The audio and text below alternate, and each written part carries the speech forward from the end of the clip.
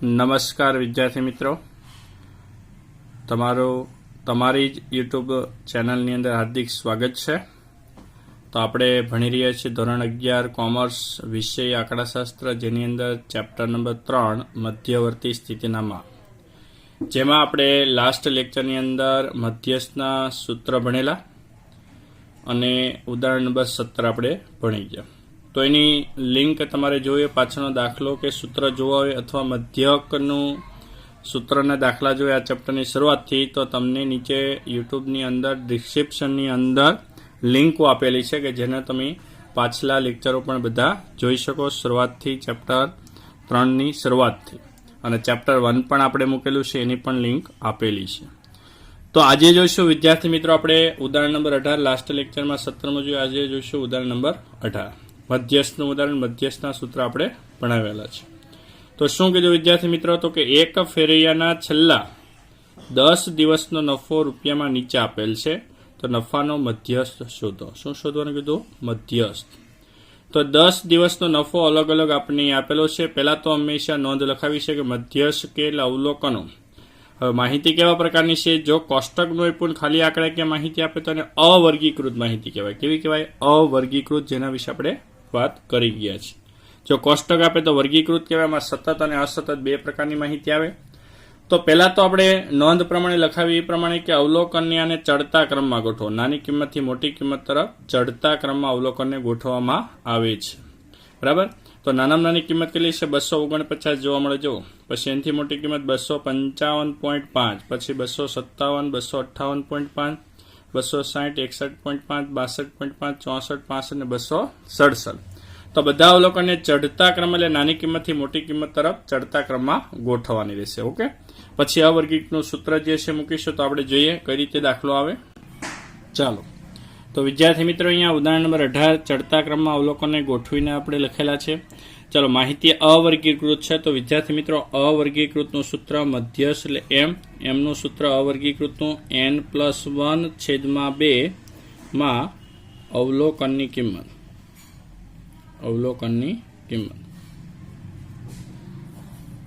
Okay, આ એનું સૂત્ર છે. શું લખ્યું? એમ એટલે મધ્યસ્થ, એનું સૂત્ર અવર્ગીકૃતનું n+1/2. બે શા માટે? કારણ કે મધ્યસ્થ એટલે બે સરખા ભાગ કરે. માં અવલોકનની કિંમત એટલે કઈ રીતે? હવે n કેટલો કહેવાશે? તો n વિદ્યાર્થી મિત્ર કેટલો? તો કે અવલોકન ગણવાનું 1, 2, 3, 4, 5, 6, 7, 8, 9 ને 10. 10 આપને રકમ આપીશે તો n બરાબર 10 થશે. તો 10+1/2 માં અવલોકનની કિંમત. ઓકે, ચાલો 10+1 કરશું એટલે કે 11/2 કરો. 11/2 માં અવલોકનની કિંમત. તો 11/2 કરતા વિદ્યાર્થી મિત્રો કેટલો જવાબ આવશે? તો કે 5.5. કેટલો આવશે? 5.5 માં અવલોકનની કિંમત. હવે આ જે છે આપણો જવાબ નથી. ઘણા વિદ્યાર્થી આ જવાબ ખાલી રહેવા દેશે, આ જવાબ નથી. નહીં, આપણે પાછળ માં અવલોકનની કિંમત એટલે આ કિંમત અવલોકનને તમે જે ચડતા ક્રમમાં ગોઠવો ને એમાં જોવાનું. 5.5 આપણે લાસ્ટ લેક્ચરમાં જોયેલું. બરાબર? ખાલી 5 આવે તો પહેલું, બીજું, ત્રીજું, ચોથું, પાંચમું આ જવાબ આવે. પણ પોઈન્ટ પછી 5 છે. 5.5 નો શું થાય? 5મા અને 6ની વચ્ચે એક્ઝેક્ટ કિંમત. 5.5 એટલે 5.5 કહીએ આપણે. એટલે 5 અને 6ની વચ્ચેની કિંમત. તો વિદ્યાર્થી મિત્રો 5 અને 6ની વચ્ચેની કિંમત કઈ રીતે? તો 5મું ને 6ઠું બે અવલોકન લેવાનું, મધ્ય કિંમત શોધવાની. મધ્ય કિંમત એટલે કઈ રીતે? 5મા અને 6ઠાની અવલોકનની કિંમત. એટલે અહીંયા આગળ એવું મૂકવાનું કે 5મા અવલોકનની કિંમત, 5મા અવલોકનની કિંમત પ્લસ 6ઠ્ઠા અવલોકનની કિંમત. યાદ રાખજો વિદ્યાર્થી મિત્રો, પોઈન્ટ પછી ફિક્સ કેટલા આવે? 5 આવે. એક્ઝેક્ટ 5 આવે. બરાબર? 5 કયો, એને 50 કયો, 500 જે પણ કયો, મતલબમાં 5 આવે. 4 કે 6 કે એવી કિંમત નહીં. પોઈન્ટ પછી 5 આવે ત્યારે જ આ વસ્તુ કરવાની. મધ્ય કિંમત શોધવી તો 5મું અવલોકન પ્લસ 6ઠ્ઠું અવલોકન છેદમાં એને 2 વડે ભાગવાનું. એટલે મધ્ય કિંમત શોધાય. મધ્ય કિંમત શોધવાનું સૂત્ર છે કે 5મું અવલોકન પ્લસ 6ઠ્ઠું છેદમાં 2 એટલે વચ્ચેની કિંમત. 5મું અને 6ઠ્ઠું કહ્યું તો કે પહેલું, બીજું, ત્રીજું, ચોથું, પાંચમું. 5મું કહ્યું છે 260. તો અહીંયા 5મા અવલોકનની કિંમત 260 લખીશ. 6ઠ્ઠા અવલોકનની કિંમત કઈ છે વિદ્યાર્થી મિત્રો? 6ઠ્ઠું અવલોકન એની પછીનું કહેવાય 261.5 છેદમાં અને કેટલા વડે ભાંગીશ? તો કે 2 વડે. ચાલો બેનો સરવાળો કરી 2 વડે ભાંગો એટલે કે 260 પ્લસ 261.5 છેદમાં 2 વડે ભાંગો એટલે જવાબ મળશે 260.75. કેટલો આવશે? 260.75. જે આપણે નફો મળ્યો છે રૂપિયામાં નફો મળે છે કે સરેરાશ નફો 260.75. બરાબર છે.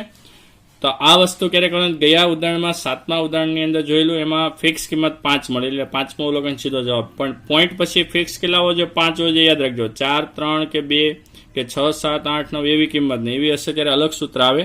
પણ પોઈન્ટ પછી અહીંયા કોઈ પણ હોય 6.5 હોય છે, છઠ્ઠું અવલોકન 7મો લેવાનું. અહીંયા 8.5 હોય 8.5 તો 8મો અવલોકન પ્લસ 9મો અવલોકન છેદમાં 2 8મો 9મો અવલોકન આપણું આ 2 છે. બેની મધ્ય કિંમત શોધવામાં આવે. બરાબર. તો વચ્ચેની કિંમત એક્ઝેક્ટ મધ્યસ્થ કેટલો મળ્યો? 260.75 રૂપિયા નફો સરેરાશ આપને મળ્યો છે. ઓકે, તો ખ્યાલ આવ્યો છે તમને? આગળનું ઉદાહરણ જોઈએ વિદ્યાર્થી. આપણે જોયું 18મું ઉદાહરણ. હવે જોઈશું 19મું ઉદાહરણ. ચાલો 19મા ઉદાહરણની રકમ આપી છે. એક ઓફિસમાં 11 કર્મચારીઓ. કેટલા કર્મચારી? 11. આમાંથી સૌથી ઓછો પગાર ધરાવતા 7 કર્મચારીઓનો માસિક પગાર રૂપિયામાં અહીંયા આપ્યો. 7 કર્મચારી. કેટલામાંથી? 11 માંથી જે સૌથી ઓછો ધરાવે એવા 7 કર્મચારી. બરાબર. એનો આપણે આપ્યો છે. બાકીના કેટલા જ્યાં 7 સિવાયનો તો કે 4. એ 4નો નફો તમને એટલે કે વધુ પગાર આ 7 કરતા એ વધુ ધરાવે છે. બરાબર. આ 7 એમાં હાઈએસ્ટ પગાર કેટલો છે તો કે 4500. તો 4500 કરતા વધુ પગાર ધરાવતા એવા બાકીના 4 હશે એનાથી વધુ. તો આપણે કીધું બધા કર્મચારીઓનો માસિક પગારનો મધ્યસ્થ કેટલો? બધા એટલે 11 નો. હવે તમારી પાસે 7 જ કિંમત છે. આપણે શું કીધું? માહિતી કેવી કહેવાય તો કે પહેલા તો અવર્ગીકૃત કહેવાય કારણ કે કોષ્ટકમાં માહિતી નથી. તો આપણે પહેલા અવલોકનને શું કરતા? ચડતા કે તો 11 ને મારે ચડતા ક્રમમાં ગોઠવો તો અહીં 11 નથી 7 છે. પણ કેવો પગાર ધરાવે? ઓછો. એટલે ચડતા ક્રમમાં પહેલા તો કઈ આવશે? 1500 આવશે, પછી 2500 આવશે, પછી 2100, 3400, 3600, 4200 અને 4500. પછી કઈ આવશે? ઓલા બાકીના 4. પણ એનો નફો નથી. તમે XYZ કોઈ પણ સંકેત મૂકી શકો. ABCD આપો, A1, A2, A3, A4 આપો. મતલબ આની સિવાય પછીના આવશે. છેલ્લે 4 આવશે કારણ કે એ વધુ પગાર ધરાવે. તો ચડતા ક્રમમાં પહેલા કઈ આવે? 7ના પગાર આવે અને પછી પહેલાના આવશે. તો આપણે જોઈએ દાખલો કઈ રીતે આવશે. તો ચાલો ઉદાહરણ નંબર 19. ચડતા ક્રમમાં અવલોકન ગોઠવા. કુલ કેટલા છે? 11 કર્મચારી એટલે n બરાબર 11 લખ્યા. સૌથી ઓછો પગાર ધરાવતા પહેલા 7 મૂકી દીધા ચડતા ક્રમમાં. 15, 21, 25, 34, 36, 42 અને 4500. પછી વધુ પગાર ધરાવતા એનો કર્મચારીનો પગાર નથી એટલે મેં A, B, C ને D ધાર્યો. પછી જે પણ હોય જેનો જે પગાર હોય. પણ તમને ઉલટું આપે કે દાખલા કે આ 7 નો પગાર સૌથી વધુ છે તો આ 4 ક્યાં લખવાના? પહેલા લખી નાખવાના કારણ કે આ 4 ઓછો પગાર વાળો હોય. તો ઓછો હોય ચડતા ક્રમમાં પહેલા તો A, B, C, D લખવાના પછી આ લખવાના. બરાબર. તો આ ખાસ ધ્યાન રાખવાનું. તમને સૌથી ઓછાના પગાર આપ્યા છે કે સૌથી વધુ? જો સૌથી ઓછાનો આપ્યા પહેલા એ લખવા અને છેલ્લે આપણે 4 બાકીની ત્યાં સંકેત કોઈ પણ મૂકી શકો. XYZ કોઈ પણ. તો આપણે કયા ધર્યા? A, B, C અને D. ચાલો અવર્ગીકૃત સૂત્ર એટલે મધ્યસ્થનું આપણું સૂત્ર કયું આવે તો કે આ ત્રીજો દાખલો ભણી રહ્યા છે. n+1/2 માં અવલોકનની કિંમત. ઓકે, ખાસ ધ્યાન રાખજો. n+1/2 માં અવલોકનની કિંમત. ચાલો n બરાબર કેટલા છે? 11 મૂકશો. 7 નથી મૂકવાના. 11+1/2 માં અવલોકનની કિંમત. 11+1 એટલે કેટલા થાય? 12. 12/2 માં અવલોકનની કિંમત તો 6 આવશે. 6માં અવલોકનની કિંમત તો છઠ્ઠું અવલોકન ગણવાનું અહીંયા પહેલેથી. પહેલું, બીજું, ત્રીજું, ચોથું, પાંચમું, છઠ્ઠું. 4200. તો m બરાબર કેટલો આવશે? 4200 આવશે કે રૂપિયામાં કારણ કે પગાર બતાવ્યો છે. 4200 રૂપિયા સરેરાશ પગાર મળશે તમને. આ છેલ્લા કે પહેલામાંથીનો મધ્યસ્થ એટલે વચ્ચેની કિંમત આવે તો 4200 આપણો મધ્યસ્થ એક્ઝેક્ટ વચ્ચેની કિંમત 4200 રૂપિયા નફો મળી ગયો.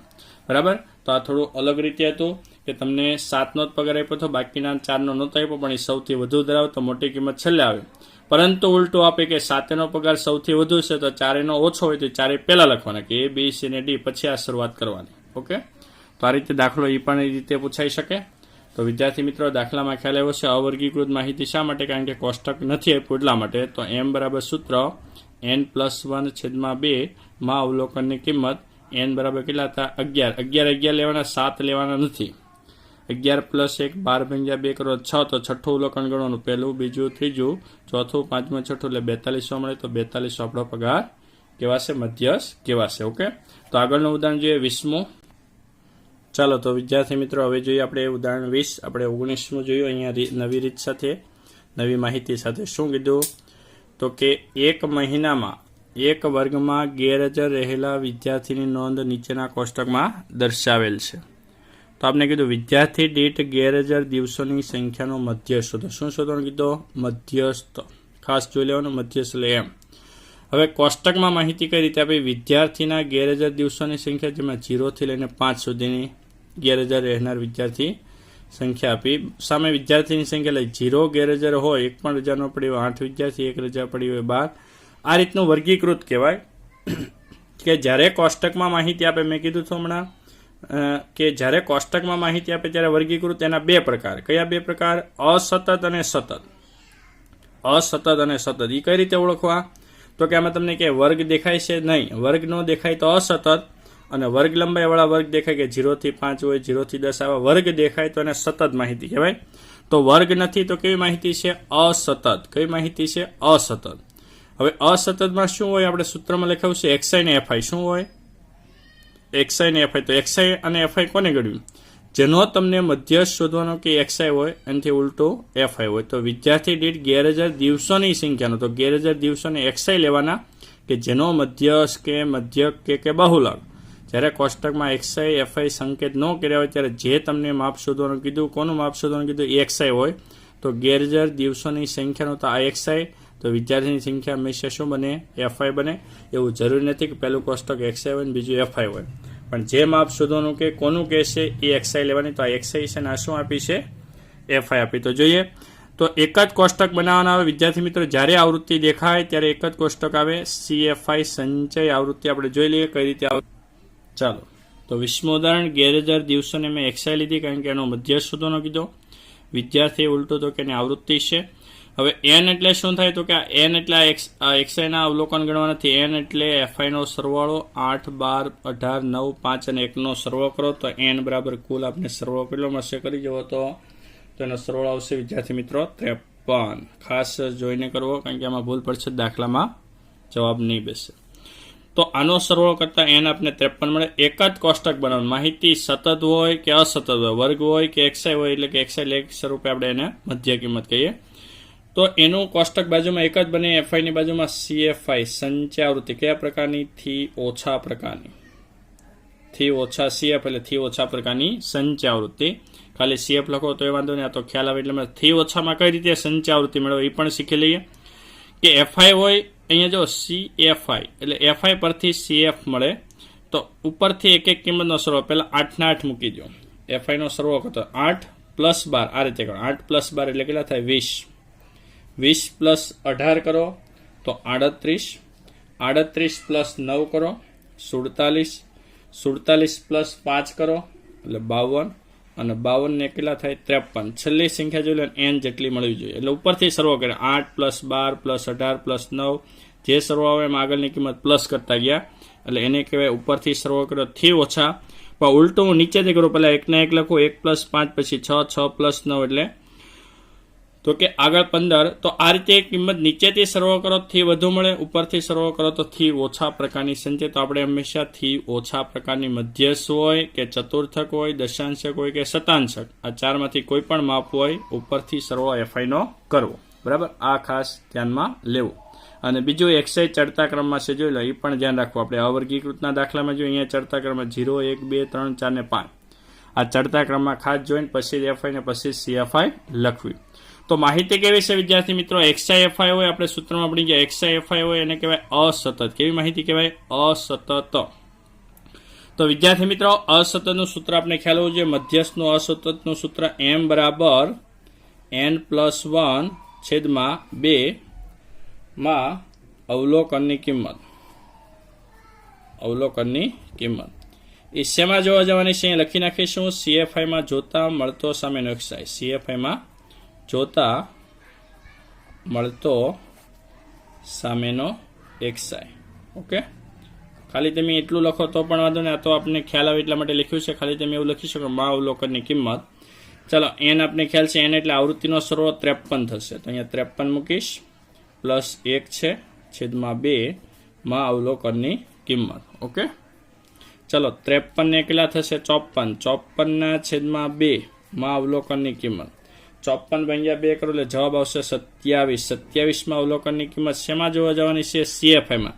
27 જે જવાબ મળ્યો એ CFIમાં જોતા એવું લખ્યું તો CFIમાં જુઓ 27 છે તો કે નહીં, એવી કિંમત કંઈ દેખાવું ફરજિયાત નથી કે આમાંનો કે 8, 20, 38 એવું ન હોય, પણ 27 8માં આવશે નહીં. ઉપરથી 8 0 થી 8નો સમાવેશ આમાં થાય, 9 થી 20નો સમાવેશ આમાં થાય, 21 થી 38 આમાં, તો 27 કેમાં આવશે? 38માં, કારણ કે 21 પછીના જેટલી CFI ને બધી આમાં આવે તો 27 વચ્ચે આવી જાય કે નહીં 38, તો 38 છે જોતા આપણે કીધું CFIમાં જો એટલે જોયું 38માં એની સામેનો XI, એટલે આની સામેનો એક્ઝેક્ટ XI કયો હશે? તો કે 2. આની સામેનો XI તમને 2 દેખાય છે તો મધ્યસ્થ 2, કારણ કે મધ્યસ્થનો જવાબ હંમેશા XIમાંથી હોય. મધ્યક હોય, મધ્યસ્થ હોય કે બહુલક, બધાનો જવાબ શેમાં હોય? માહિતી XIમાંથી હોય. એટલે આપણે કીધું ગેરહાજર દિવસોનો મધ્યસ્થ તો મધ્યસ્થ આમાંથી મળે, તો જવાબ કેટલો મળ્યો? 2. એક્ઝેક્ટ વચ્ચેની કિંમત તમને મળી, તો M બરાબર અહીંયા લખવાનું 2. હવે 2 શું આવી? દિવસો, તો પાછા લખશું દિવસો, કારણ કે ગેરહાજર દિવસો સરેરાશ 2 જોવા મળે. કેટલા જોવા મળે? સરેરાશ 2 દિવસ ગેરહાજર જોવા મળે છે. તો વિદ્યાર્થી મિત્રો, આ રીતે અસતતનો દાખલો તમે પ્રથમ વખત એટલે કે આ પહેલો દાખલો છે આપણો. બીજો દાખલો આની પછીનો પણ 21મો છે કે શું કરવાનું? માહિતી કઈ રીતે ઓળખવાની? જ્યારે કોષ્ટકમાં માહિતી તમને દાખલામાં ઉદાહરણમાં આપેલી હોય ત્યારે માહિતી વર્ગીકૃત સમજવી. વર્ગીકૃતમાં 2 પ્રકાર, એક અસતત છે અને એક સતત. સતતમાં શું? અહીંયા વર્ગ લખ્યા હોય 0 થી 10, 10 થી 15. વર્ગ દેખાય તો સતત, અને વર્ગ ન દેખાય ને ખાલી માહિતી આ રીતે આંકડાકીય માહિતી સીધી આપી તો એને કહેવાય અસતત. તો FI જ્યારે આવે ત્યારે હંમેશા કયું કોષ્ટક? એક જ બનાવવાનું છે, ખાલી CFI. વર્ગ હોય કે XI હોય, એક જ કોષ્ટક FI ની બાજુમાં CFI. કઈ રીતે? ઉપરથી એક એક કિંમતનો સરવાળો કરતા ગયા આપણે. ઉપરથી એક એક કિંમતનો શું કરતો જવાનો? સરવાળો. એટલે ચડતા ક્રમમાં તમને જોવા મળે, છેલ્લે એનો સરવાળો અહીંયા આવવો જોઈએ. અસતતનું સૂત્ર મૂક્યું સેમ અવર્ગીકૃતનું, પણ તમારે n+1/2 જે જવાબ આવે કિંમતનો જવાબ આવે એટલે કે 27 એવો એ જવાબ કેમાં જોવા જવાનો? CFIમાં. ડાયરેક્ટ આપણો જવાબ આમાં જોવા નથી. CFIમાં સમાસ કેમાં થાય? તો કે 38માં. તો એની સામેનો મળતો XI એવું લખ્યું તો 38 સામે XI કેટલો મળે? 2. FI ને XI 2 આપણો જવાબ, કારણ કે મધ્યસ્થ, મધ્ય કે બહુલક હંમેશા XIમાંથી હોય, આવૃત્તિ કે સંચય આવૃત્તિમાંથી હોતો નથી. બરાબર વિદ્યાર્થી મિત્રો? તો તમને આ દાખલામાં ખ્યાલ એવો હશે. તો વિદ્યાર્થી મિત્રો, આ રીતે તમે અલગ અલગ દાખલાની પ્રેક્ટિસ કરી શકો. એ માટે અહીંયા લખું છું કયો દાખલો તમારે પ્રેક્ટિસ માટે ગણવો. તો પ્રેક્ટિસ માટે વિદ્યાર્થી મિત્રો કયો દાખલો ગણવાનો છે? તો કે સ્વાધ્યાય 3, છેલ્લે જે સ્વાધ્યાય 3 આપ્યું એની અંદર વિભાગ C અને એનો દાખલા નંબર 12. પેલો દાખલા નંબર 12 તમારે ગણવાનો છે. ઓકે, સ્વાધ્યાય 3 છેલ્લે જે આપે એમાં સેક્શન ABCD એ રીતના આપે, એમાં વિભાગ C નો દાખલા નંબર 12. માહિતી સેમ આપણે આ અસતત જે માહિતી જોઈ એ પ્રમાણે દાખલો છે, એમાં મધ્યસ્થ તમને શોધવાનો કીધો છે. બરાબર?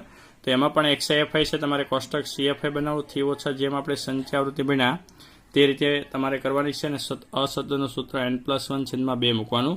તો વિદ્યાર્થી મિત્રો, આપણે આજે જોયા ઉદાહરણ 3, 18, 19 અને 20. તો આ સાથે તમે અલગ અલગ રીત શીખી શકો એ માટે આપણે પાછલા લેક્ચરની લિંક પણ ડિસ્ક્રિપ્શનમાં નીચે આપીશ. તો વિદ્યાર્થી મિત્રો, જો વિડીયો ગમ્યો હોય તો લાઈક કરો, શેર કરો અને સબસ્ક્રાઈબ કરો. તો આ સાથે આપણે આગળના ઉદાહરણમાં આગલા લેક્ચર સાથે મળીશું 21મું ઉદાહરણ નવી રીત સાથે. બરાબર? તો આ રીતે વિડીયો જોઈ લાઈક, શેર અને સબસ્ક્રાઈબ કરવા વિનંતી.